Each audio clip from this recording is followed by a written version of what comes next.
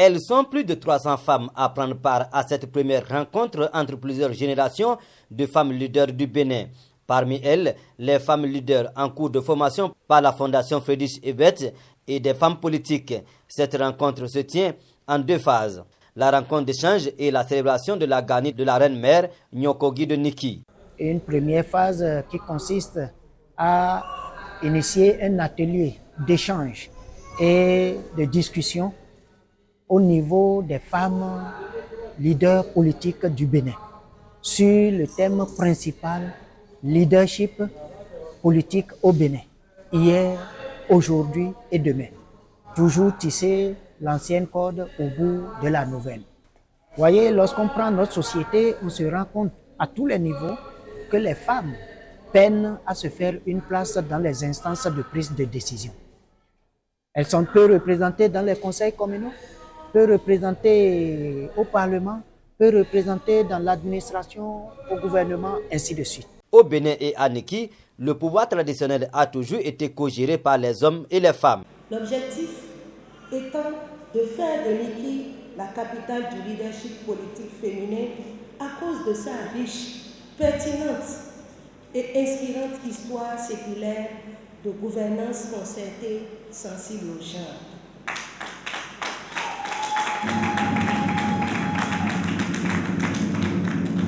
Niki mérite cette reconnaissance nationale du fait du génie de ses fondateurs qui ont très tôt compris la nécessité du respect, de la valorisation, de la prise en compte des femmes dans la gestion des cités. Depuis 5 siècles, les empereurs ici gouvernent avec des femmes à leur côté. Depuis un passé récent, des réformes ont été faites pour mettre les femmes aux côtés des hommes par le régime actuel.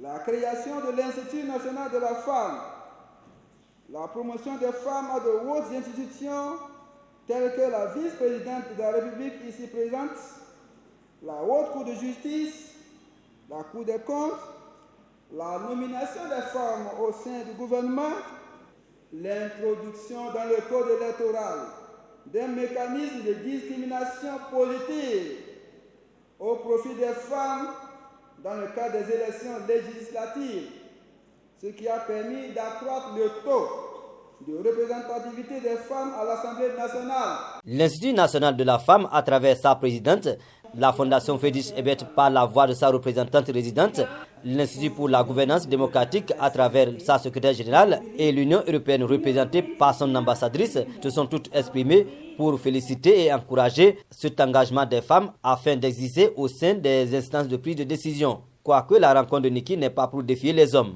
La place de la femme ne peut pas être seulement le foyer.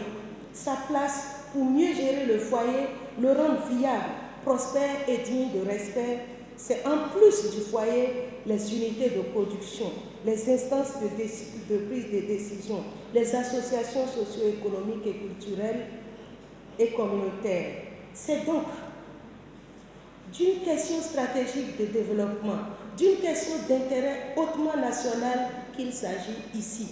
C'est pourquoi les femmes évoluant dans l'arène politique béninoise ne viennent pas à Niki pour s'opposer aux hommes, les affronter, les défier sur différents plans. Non, elles viennent à Niki pour rappeler que, conformément à leur tradition séculaire, là où on décide de la vie de tous, une place doit être réservée aux femmes pour porter leur voix en vue du bien-être de tous.